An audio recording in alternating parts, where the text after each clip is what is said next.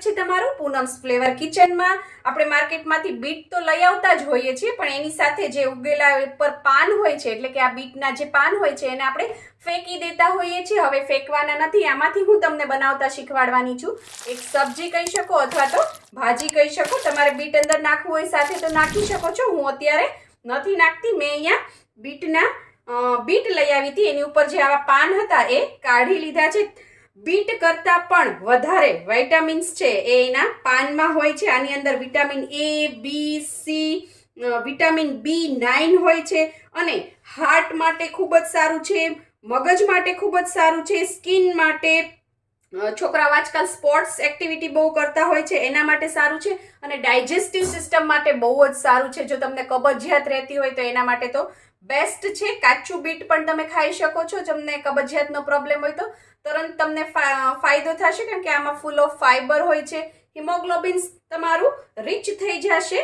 એટલે તમારે આ પાન લઈ લેવાના છે અને પાન છે એને કૂણા પાન હોય ત્યાં સુધી તમારી એની દાંડી છે એ યુઝ કરી લેવાની છે। બહુ હાર્ડ સ્ટેમ હોય એ કાઢી લેવાની અને પાનને છે સરસ આપણે ભાજીમાં સુધારીએ એ જ રીતે તમારે આ રીતે ઝીણા ઝીણા છે એ સુધારી લેવાના છે અને ધોઈ લેવાના છે। તો એટલી પ્રોસીજર કરી લઈએ, પછી મળીએ। અહીંયા મેં કડાઈ મૂકી દીધી છે, કડાઈમાં 1 ચમચો તેલ નાખ્યું છે। તેલ આપણું ગરમ થઈ ગયું છે ત્યારે એની અંદર આપણે હવે 5 ચમચી જેટલું જીરું નાખીશું। જીરું ફૂટે એટલે આપણે એની અંદર 2 ચપટી જેટલી હિંગ નાખીશું। ત્યારબાદ લસણની કળી છે, 8 થી 10 નંગ લસણની કળી છે, એને મેં ઝીણી ઝીણી સુધારી લીધી છે ને 1 તીખું લીલું મરચું છે એને આપણે આની સાથે આની અંદર મિક્સ કરી દઈશું અને થોડું એને લાઇટ પિંક જેવું થવા દઈશું। કોઈ પણ ભાજી હોય એમાં લસણનો સ્વાદ ખૂબ જ સરસ આવે છે। હવે આપણે આની અંદર હળદર નાખીશું। બીટના પાન ખાવાથી અથવા બીટ ખાવાથી છે લોહી આપણું પાતળું રહે છે, એટલે હરતું ફરતું સરસ રહે છે। આજકાલ લોકોને લોહી થીક થઈ જાય છે, બ્લોકેજ થઈ જાય છે, એવું પ્રોબ્લેમ નહીં થાય આનાથી। હવે આપણે આ ભાજી નાખી દઈએ આની અંદર। અત્યારે ભાજીની ક્વોન્ટિટી છે તમને વધારે લાગશે, પણ હમણાં જેવી થોડી ચડતી જશે એટલે ગળી જશે એકદમ। અત્યારે થોડુંક જ મીઠું નાખવાનું, હું અંદર અત્યારે 5 ચમચી જેટલું જ મીઠું નાખું છું, નહીતર ભાજી છે એ ખારી થઈ જશે। ત્યારબાદ એની અંદર આપણે અત્યારે ધાણા જીરું પાવડર નાખી દેવાનો છે, 1 નાની ચમચી ભરીને। ઘણાને બટેટા પસંદ હોય છે તો બટેટું આમાં નાખવું હોય તો તમે નાખી શકો છો। ઝીણું ઝીણું સુધારીને પેલા બટેટું છે એને 5 મિનિટ ચડવા દેવાનું, ત્યારબાદ ભાજી નાખવાની। હવે આપણે આ બધું સરસ મિક્સ કરી દઈએ। મિક્સ કરીને હવે આપણે આને ઢાંકી દઈશું અને ઢાંકીને 2 થી 3 મિનિટ એને કૂક થવા દઈશું। 2 મિનિટ થઈ ગઈ છે, આપણે હવે આ ઢાંકણું ખોલીએ। ભાજી છે એ થોડીક ચડી ગઈ છે અને તમે જોઈ શકો છો ક્વોન્ટિટી કેટલી ઓછી થઈ ગઈ છે। હવે આ સ્ટેજ ઉપર છે એક સૂકું લાલ મરચું છે એ હું તોડીને આ રીતે નાખું છું। તમારે વઘાર કરતી વખતે નાખવું હોય તો પણ નાખી શકો છો। આનો સ્વાદ છે એ ખૂબ જ સરસ આવે છે। હું વઘાર કરતી વખતે નાખતા ભૂલી ગઈ છું એટલે અત્યારે નાખું છું। હજી પણ બહુ વાર નથી થઈ એટલે સરસ છે એનો સ્વાદ બેસી જ જશે। હવે આપણે આની અંદર નાખવાનો છે ચણાનો લોટ અથવા તો બેસન, જેને મેં ચાળીને લઈ લીધો છે અને આ રીતે ઉપર આપણે છાંટી દેવાનો છે બધી જગ્યાએ। અને કાચો જ છે, કંઈ શેકેલો નથી તો પણ સરસ થઈ જશે। મેં અહીંયા 500 ગ્રામ જેટલા બીટના પાન લીધા હતા અને અત્યારે જે આ ચણાનો લોટ નાખ્યો છે એ 3 ચમચી જેટલો નાખ્યો છે। હવે ફરીથી ગેસની ફ્લેમ આપણે એકદમ સ્લો કરી દેવાની છે અને ઢાંકીને 5 મિનિટ આને કૂક થવા દઈશું। 5 મિનિટમાં ભાજી અને જે આપણે બેસન નાખ્યો છે બે ખૂબ જ સરસ છે એ ચડી જશે। 5 થી 6 મિનિટ થઈ ગઈ છે, આપણે ઢાંકણું ખોલીએ।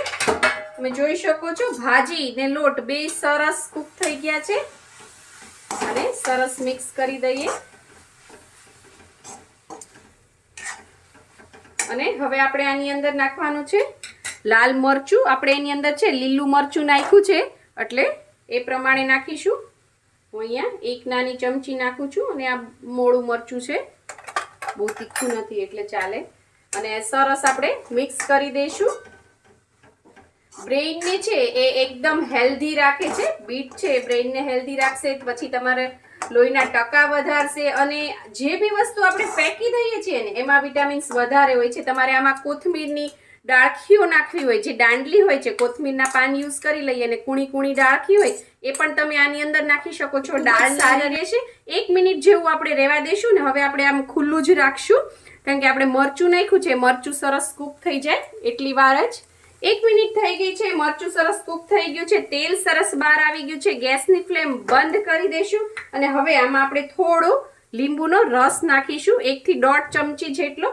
કોઈ પણ ભાજી બનાવો એના તમારે કમ્પ્લીટ વિટામિન્સ છે એ જોતા હોય તો તમારે છેલ્લે ભાજી ચડી જાય અને ગેસ બંધ કરો ત્યારબાદ એની અંદર લીંબુ નાખી દેવું. પાલકમાં પણ તમે આ કરી શકો છો, કોઈ પણ ભાજીમાં. આનાથી છે તમારું બોડી એના વિટામિન્સ બોડી ઘણીવાર છે અમુક વિટામિન્સ એબ્ઝોર્બ કરતું હોય છે, અમુક છે એ નથી કરતું હોતું, પણ જો તમે લીંબુ નાખશો તો એના પૂરેપૂરા વિટામિન્સ મિનરલ્સ તમારું બોડી છે એ એબ્ઝોર્બ કરશે. એટલે છેલ્લે લીંબુ જરૂરથી નાખવું.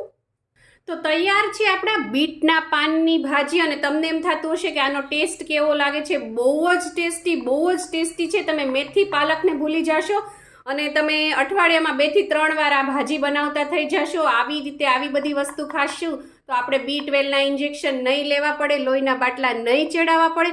ફ્રીમાં મળતી વસ્તુ છે, ફેંકી દઈએ છીએ એ વસ્તુ જો આપણે આ રીતે યુઝ કરશું તો આપણે અને આપણું ફેમિલી ખૂબ જ હેલ્ધી રહેશું. તો તમે પણ બનાવો અને મને કોમેન્ટ કરીને લખો કે કેવી લાગી તમને બીટના પાનની ભાજી.